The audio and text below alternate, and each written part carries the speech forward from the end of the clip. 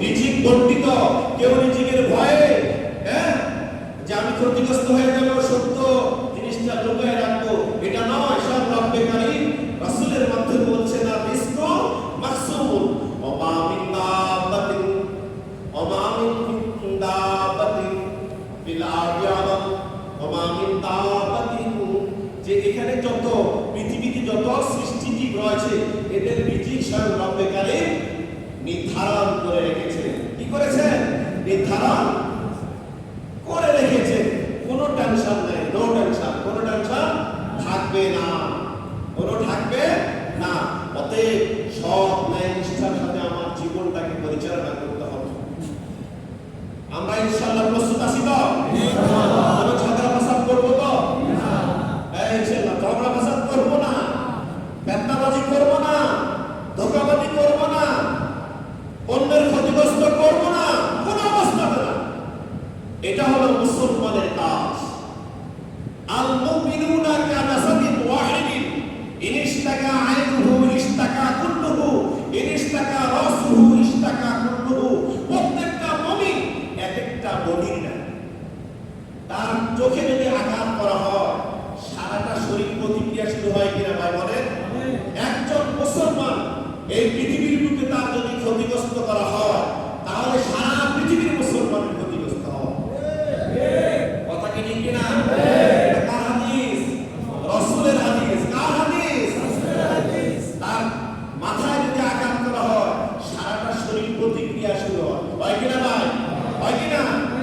এইজন্য অর্থাৎ আল মুমিনুনা কাবাচিরিন ওয়াহিদিন, আল মুমিনুনা কাজাসাদিন ওয়াহিদিন ইনিশতাকা আইনুহু ইশতাকা কুল্লুহু ইনিশতাকা রাসুহু ইশতাকা কুল্লুহু। অর্থাৎ সারা পৃথিবীর সকল মুসলমান একে বডির ন্যায়, তার চোখে যদি আঘাত করা হয় সারা শরীর প্রতিক্রিয়া শুরু হয়ে যায়। মুসলমানের সংবিধানের ক্ষেত্রে, মুসলমানের ক্ষতিগ্রস্ত হওয়ার ক্ষেত্রে একজনের যদি হয় সারা পৃথিবীর মুসলমানের ক্ষতিগ্রস্ত হওয়া। কথা কি বুঝতে পারলাম? অতএব আমি আপনি শপথ গ্রহণ করব যে আমার মুসলমান ভাইয়ের যেন কোনো ক্ষতি যেন না হয়। আবার যারা বিধর্মী তাদেরকে ক্ষতি করা যাবে না। আপনার দায়িত্ব হলো আপনি তাদেরকে দাওয়াত পৌঁছিয়ে দেওয়া। আপনার দায়িত্ব হলো দাওয়াত পৌঁছিয়ে দেওয়া। হেদায়েতের মালিক কে? আল্লাহ। অতএব জোরপূর্বক কিছুই করা যাবে না। আপনার চরিত্রটাকে তার সামনে আপনি উপস্থাপনা করবেন। আপনার চরিত্রটাকে আপনি কি করবেন? উপস্থাপনা করবেন। রাসূলের চরিত্রটা দেখেন, রাসূল এইভাবে আলোচনা করছেন। আজকে কোরআনের সূত্র অনুসারে অঙ্ক করার জন্য বসছি, সে অনুসারে নিজেও করব, আপনাদেরকেও অঙ্ক করাবো। রাসূল যখন আলোচনা করছেন সাহাবীদেরকে সামনে রেখে হঠাৎ করে এক রমণী আসলেন। রাসূল নিজের গায়ের চাদরটা খুলে বিছিয়ে দিয়েছেন আর সেই রমণীকে বসতে দিয়েছেন। সেই রমণীকে কি করছেন? বসতে দিয়েছেন। এই অবস্থায় জিজ্ঞাসা করা হয়েছে। পরে প্রথম অবস্থায় জিজ্ঞাসা করা নাই ভয়ে। ভয়ে কি করে নাই? রাসূলকে সাহাবায়ে আজমাইন ভয়ে জিজ্ঞাসা করেন, কিন্তু মনে মনে ফেটে যাচ্ছে, রাগে রাগান্বিত হয়ে যাচ্ছে। সাইয়্যিদুল কাওনাইন, সমস্ত নবীদের সম্রাট যাকে রব্বে কারীম নির্বাচিত করেছে, যার মর্যাদা রব্বে কারীমের পরে সেই রাসূল এর গায়ের চাদর বিছিয়ে দেওয়া হয়েছে, এমন কোন ভাগ্যবান, এমন কোন সৌভাগ্যবান রমণী। এরপরে রাসূল সুন্দর করে আদর আপ্যায়ন করেছেন, সবকিছু করেছেন। করার পরে রাসূল যখন সেই রমণীকে বিদায় দিয়েছেন তখন সাহাবায়ে আজমাইন বলছেন, ইয়া রাসূলুল্লাহ, উপজাহানের সম্রাট যাকে নির্বাচিত করা হয়েছে, সাইয়্যিদুল কাওনাইন, সমস্ত নবীদের যিনি ইমাম,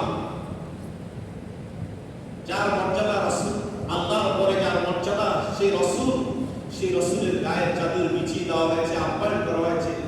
এই কোন সেই রমণী? তখন রাসূল বললেন, চোখের পানি ছেড়ে দিয়ে বললেন, ও আমার সাহাবীরা শুনে রাখো যে বাবা চলে গেছে,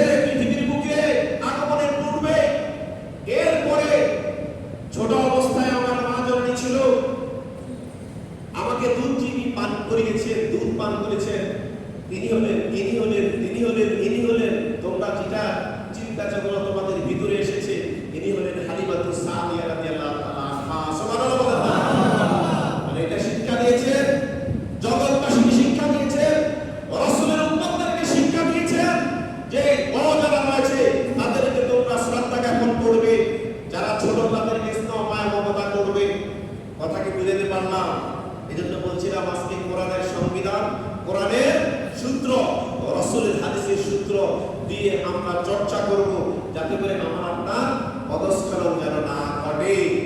কি পদস্খলন যেন না ঘটে।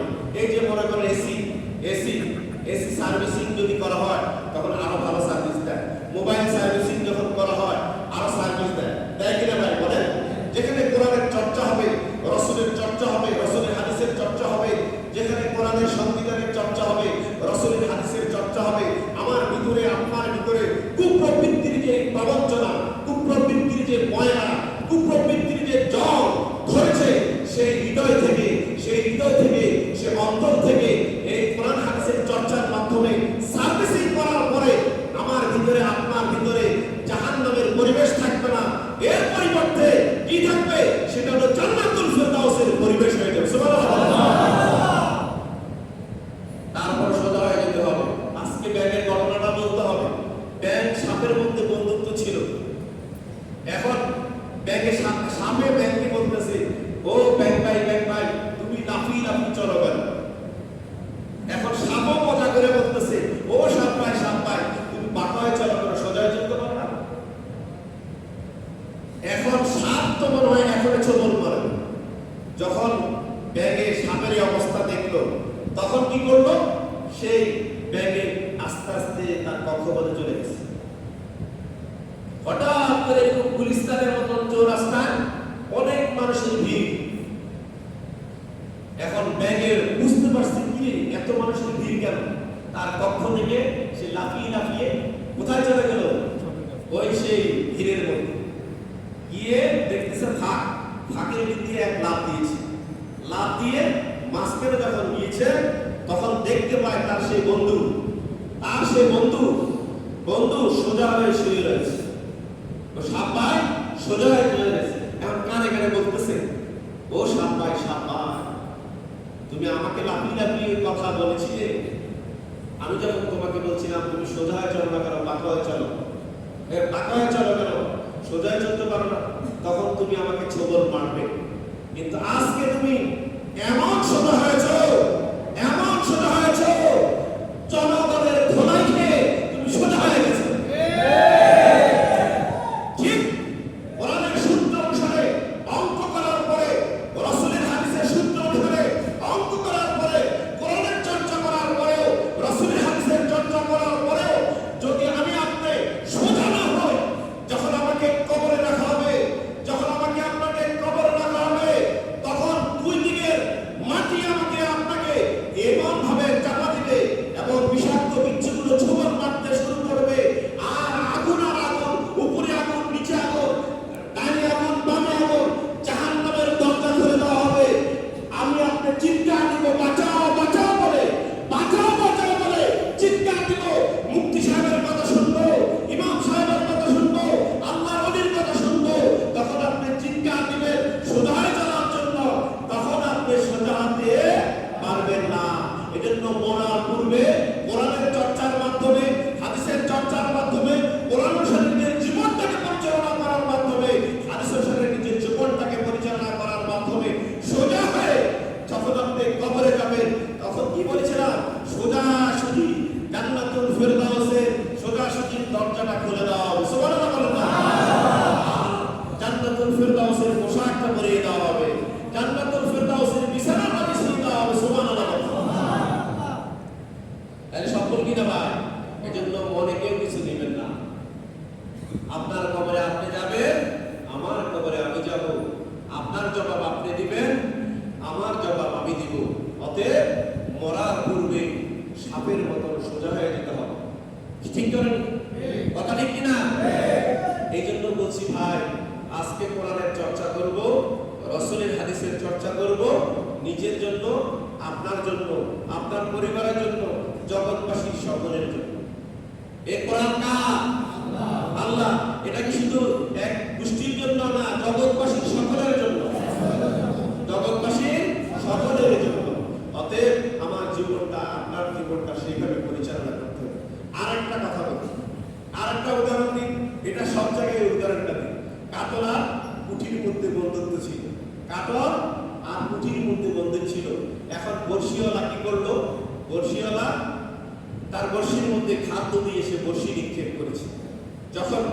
নিক্ষেপ করলো, তখন সেই কুঠি আর কাতলের যে বন্ধুত্ব ছিল তাদের মাঝখানে পড়ল।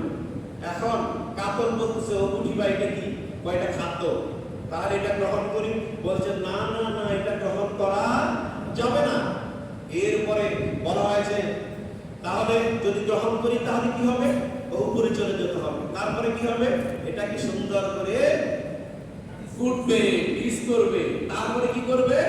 এরপরে সুন্দর করে যে মশলা মেখে এটাকে ভাজি করা হবে, রান্না করা হবে। তারপরে কি হবে? তারপরে এটা খাওয়া হবে। তো তারপরে কি হবে? তারপরে হজম হয়ে চলে যাবে। কুঠি কিন্তু কাতলকে বলেছে, বিস্তারিত ব্যাখ্যা দিয়েছে।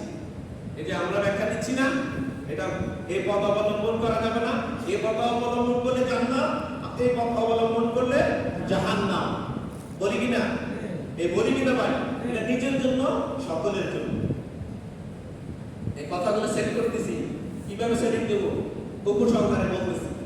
এরপরে কাতল আর লোভ সামলাতে পারবো না। কাতল কি? লোভ সামলাতে পারবো না। কাতল খাদ্যটা গ্রহণ করেছে। খাদ্যটা যখন গ্রহণ করলো, বর্ষি আমার বস্তু মেরেছে, আমার মাছ ধরেছে, তখন সে টান মেরেছে। যখন টানটা মারলো, তখন বর্ষি তার কাতলের মুখের মধ্যে গেঁথে যায়। এখন বর্ষিয়ালা টানতেছে, বর্ষিয়ালা টানতেছে, আর কাতলও আসতেছে। উপরে আসার পরে কাতলের নিঃশ্বাস আসিয়া যায়। আর এখন চিন্তা করে, হায় রে, হায় রে, হায় রে, উঠি, তোমার কথা যদি ধরতাম তাহলে উপরে আমার আশা হতো না। এখন উঠির কথা চিন্তা করলে কোনো কাজে আসবে না? বলেন, কাজে আসবে? এত ব্যাখ্যা, এত, যেমন হযরত আদম আলাইহিস সালাম থেকে নিয়ে আহমদ মুস্তাফা মুহাম্মদ আরবি সাল্লাল্লাহু আলাইহি ওয়াসাল্লাম, সাহাবা کرام, তাবেঈন, ইমাম মুস্তাহিদিন, আল্লাহর ওলিরা, মুমিন মুত্তাকিরা কিয়ামত পর্যন্ত এইভাবে আহ্বান করতে থাকবে। এটা জান্নাতের পথ, এটা জাহান্নামের পথ। এইভাবে আহ্বান করার পরেও, বুঝিয়ে দেওয়ার পরেও, এরপরে বুঝিয়ে দেওয়ার পরে যদি কবরে যায়, কবরে যখন রাখা হবে, আযাবের ফেরেশতারা হামান দিয়ে দুর্মুজ দিয়ে আঘাত শুরু করবে, বিষাক্ত বিচ্ছুগুলো ছোবল মারতে শুরু করবে, আর চিৎকার দিবে, বলবে, আল্লাহ বাঁচাও, বাঁচাও। আবার পৃথিবীর বুকে আলেমদের কথা শুনবো, কোরআন অনুসারে নিজের জীবনটাকে পরিচালনা করবো, রাসূলের হাদিস অনুসারে নিজের জীবনটাকে পরিচালনা করবো। যখন চিৎকার দিবেন, বাঁচাও, বাঁচাও বলে, আমার ডাকে, আপনার ডাকে কেউ সাড়া দিবে না। শুধু সাড়া দিবে আযাবের যত শাস্তি রয়েছে, সমস্ত শাস্তি দিয়ে আমাকে আপনাকে আঘাত শুরু করবে। অনন্তকাল, অসীমকাল পর্যন্ত এইভাবে শাস্তি চলতে থাকবে। নাউজুবিল্লাহ বলেন না? অতএব আমার সমস্ত ভাইরা, আমরা আমাদের পরিবার থেকে নিয়ে পুরা রাষ্ট্রে, সারা পৃথিবীতে আমার আপনার জীবনটাকে পরিচালনা করার জন্য এইভাবে কোরআন হাদিসের চর্চা অনুসারে, আপনি ব্যবসার ক্ষেত্রে বলেন, আপনার কর্মের ক্ষেত্রে বলেন, আপনি পরিচালনার ক্ষেত্রে বলেন, সব ক্ষেত্রে, সব ক্ষেত্রে আপনি কোরআনটাকে ফলো করেন, রাসূলের হাদিসটাকে ফলো করেন, তাহলে আপনি হয়ে যাবেন জান্নাতুল ফিরদাউসের মেহমান। আমরা সবাই রাজি আছি ইনশাআল্লাহ? রব্বে কারীম আমার সমস্ত ভাইদেরকে কোরআনের সূত্র অনুসারে, রাসূলের হাদিসের সূত্র অনুসারে অঙ্ক করে যেন আমরা জান্নাতুল ফিরদাউসের মেহমান হতে পারি, আমাদের সকলকে কবুল করে বলে আমিন। 16 জুলাই থেকে নিয়ে 5 আগস্ট 2024 যে সমস্ত ভাই বোনেরা, সাধারণ জনগণ যারা নিহত হয়েছে, তাদের শাহাদাতের মর্যাদার জন্য রব্বে কারীমের কাছে আমরা দোয়া করব, এবং যারা আহত হয়েছেন তাদের সুস্থ করার জন্য দোয়া করব, আমাদের দেশের জন্য দোয়া করব। হিংসা বিদ্বেষকে দুর্বৃত্ত করে, আমরা দুর্বৃত্ত করে আমাদের কাঁধে কাঁধে কাঁধ মিলিয়ে আমাদের জীবনটাকে আমরা পরিচালনা করব। দেখবেন আল্লাহর পক্ষ থেকে রহমতে ভরপুর হয়ে যাবে, বরকতে ভরপুর হয়ে যাবে। আল্লাহ রাব্বুল আলামিন সকলকে কবুল করেন, সবাই আমিন।